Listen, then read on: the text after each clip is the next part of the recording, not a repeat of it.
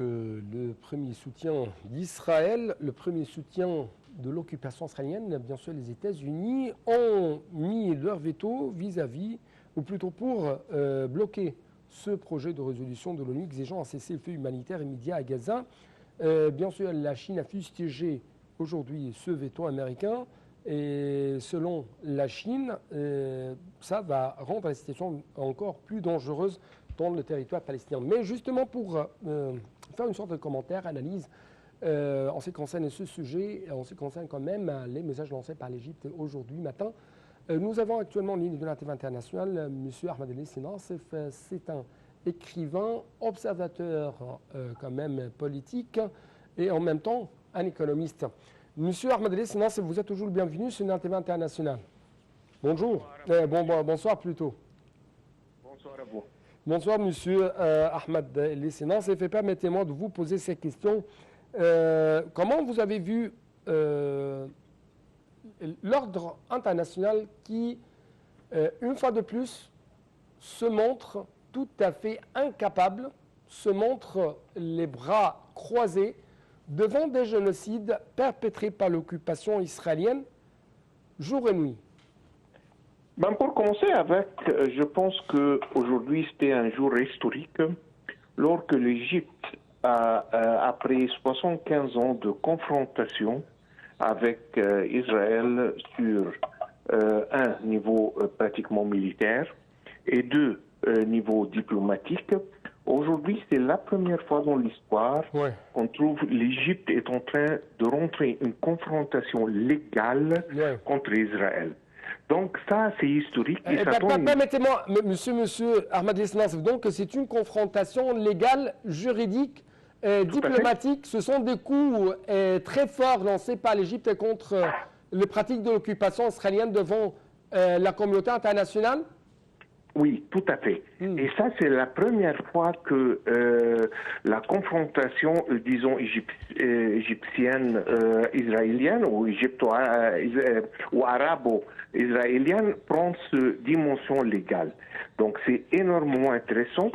C'est une dimension très nouveau. C'est la première fois, si je ne me trompe pas, dans 75 ans que on prend cette direction. Et de là, je dois noter aussi, parce que j'ai entendu le discours ou la présentation devant le cour, le tribunal, j'ai entendu l'original. Et je ne connais pas la dame, docteur Imen, si je ne me trompe pas, mais j'étais vraiment impressionné. Yasmine, docteur Yasmine Moussa, la représentante de l'Égypte. J'étais vraiment impressionné que l'Égypte a quelqu'un, une femme notamment, qui a ce genre de savoir-faire légal pour pouvoir présenter le cas de l'Égypte dans le tribunal le plus important dans le monde. Donc ça, c'était vraiment impressionnant. Et ça, c'est pour commencer avec. D'un autre côté, je pense que on doit, comme le secrétaire de l'Union unie vient de le dire il y a quelques jours, on doit reculer un peu en arrière et penser c'est quoi vraiment l'efficacité ou c'est quoi vraiment le rôle des Union unie qui a commencé en 1948 suite à la Deuxième Guerre mondiale. Est-ce que vraiment aujourd'hui il y a quelque chose qui s'appelle la loi internationale? Est-ce que vraiment les principes sur lesquels l'Union unie a été créée sont toujours là, sont toujours valides? Ça, c'est un grand point d'interrogation qu'on doit tous se demander, pas seulement en Égypte, mais un peu partout dans le monde, parce que je pense pas que c'est en vogue ou que c'est même applicable, si vous voulez. Je pense que les principes des États-Unis, le charter n'est plus applicable, si vous voulez, aujourd'hui. Et là, on doit se demander comment on est en train de gérer ce monde où on y vit tous. Oui. Est-ce que vraiment on est venu à un point que c'est la force qui compte et rien que la force? Oui. Parce que vraiment, qui sur cette planète ose dire que ce que Israël est en train de faire pour 4 mois maintenant presque, avec les Palestiniens est acceptable, sur n'importe quel niveau, religieux, humanitaire, ce que vous voulez. Je pense que personne, même les États-Unis, les États-Unis est un peu dans une dilemme. Ils sont d'un côté, ils n'acceptent pas ce qui est en train de se passer sur le niveau humanitaire, si vous voulez, et d'un autre côté, ils sont en train d'envoyer encore plus d'armes et encore plus de... Oui, monsieur Armenis, ça me frappe énormément, le discours devant la communauté internationale en ce qui concerne ces pays comme la France, comme les États-Unis. Le discours le discours en public, c'est contre les pratiques de l'occupation israélienne, mais sur le terrain, il y a toujours des soutiens. On parle de soutien du point de vue finance, du point de vue armement, du point de vue logistique, de beaucoup de points de vue.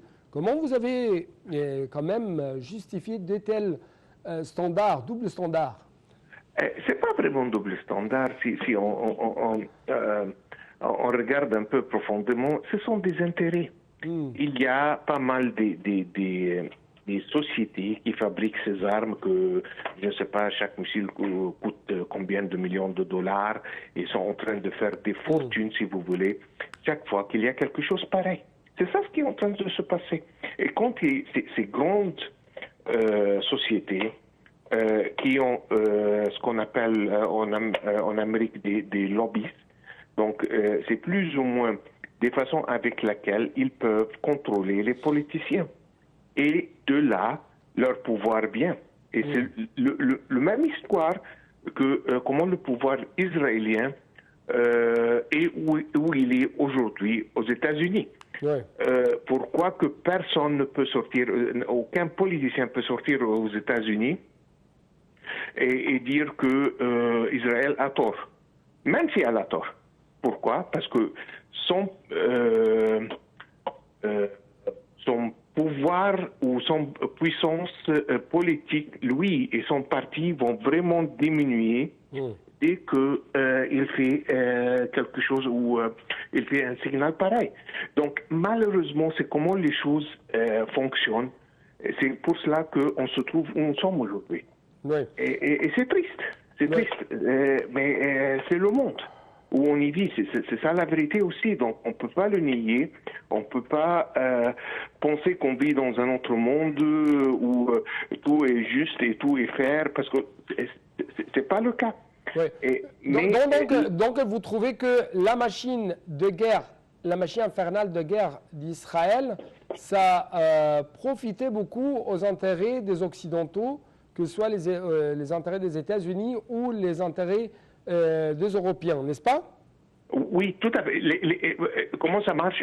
Donc, ce sont les intérêts des sociétés et les sociétés contrôlent les politiciens et les politiciens sont eux qui prennent les décisions. Oui. J'ai un autre point à commenter de votre part. La représentante de l'Égypte devant la Cour internationale de justice, Dr Yasmine Moussa, a accusé Israël aujourd'hui d'empêcher l'acheminement des aides humanitaires d'atteindre la bande de Gaza et de planifier pour prendre d'assaut Rafah. Donc, comment vous avez vu l'importance de lancer de telles accusations de la part de l'Égypte à l'encontre de l'occupation israélienne? Je pense que l'Égypte veut vraiment préserver l'accord du paix qu'on a signé avec Israël il y a plus que 40 ans maintenant. Et on veut éviter avoir des actions militaires, je ne veux pas utiliser le mot guerre, mais des actions militaires contre Israël. Mais en même temps, on se trouve dans un dilemme, parce que là, on est en train de voir le plan qui n'est pas un secret, hein, c'est pas trop compliqué, le plan israélien, ça se voit, c'est très clair pour tout le monde, ce qu'ils veulent faire et comment ils veulent le faire. Donc là, l'Égypte est en train de mettre toutes les cartes sur la table parce que apparemment, je ne sais pas, j'ai pas d'informations, mais apparemment, il y a quelques semaines il y a des négociations qui sont en train de se passer. On a tous entendu les nouvelles que le chef du Shabak était là, le chef de CIA, et on a eu des rencontres avec eux, des réunions avec le chef de l'intelligence égyptienne, et celui du Qatar, si je ne me trompe pas aussi, mais apparemment, ça n'a pas été résolu. On n'a pas entendu que ça a été résolu au moins. Donc là, apparemment, il y a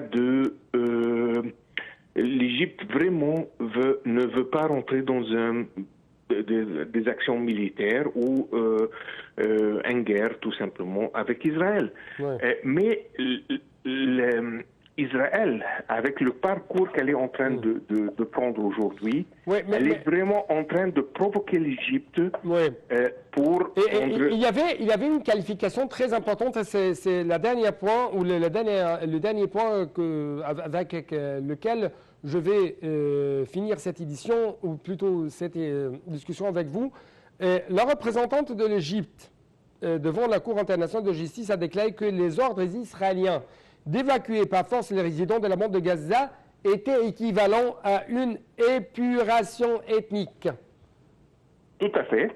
Et elle a utilisé plusieurs que j'ai bien aimés, et c'était impressionnant, les exemples qu'elle a donnés quand elle a pris l'exemple de Istaïmour, et quand elle a pris un autre exemple, honnêtement je ne me rappelle pas, mais c'était dans le 19e siècle, qui ont clairement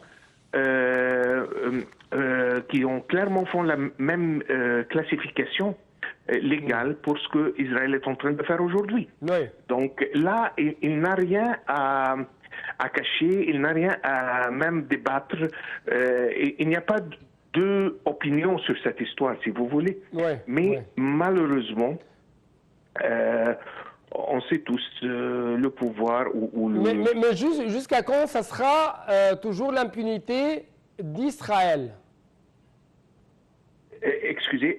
L'impunité, c'est-à-dire Israël va faire l'occupation israélienne va faire tout ce qu'elle veut, et en même temps, personne ne peut juger cette occupation, et l'occupation israélienne ne va rendre compte à personne. Écoutez, pas totalement, parce que je pense que quand même il y a pas mal des intérêts que Israël a avec l'Égypte, pas avec d'autres pays. Donc est-ce que vous trouvez que de telles mesures comme le recours à la CIG va exercer une sorte de pression sur l'occupation israélienne sous le gouvernement de Netanyahou? Je pense que oui. Est-ce que ça va résoudre l'histoire d'aujourd'hui, le lendemain? Non. Mais c'est l'idée que d'avoir plusieurs dimensions et faire de la pression de plusieurs directions, qu'on espère tous que ces atrocités et cette guerre et ce génocide contre nos confrères palestiniens va s'arrêter le plus rapidement possible. Donc, je dois vous remercier infiniment pour de tels points de vue proposés aujourd'hui en ce qui concerne ce qui s'est passé aujourd'hui matin devant la Cour internationale de justice concernant la plaidoirie de l'Égypte. Donc, en visite à Rio de Janeiro, le ministre des Affaires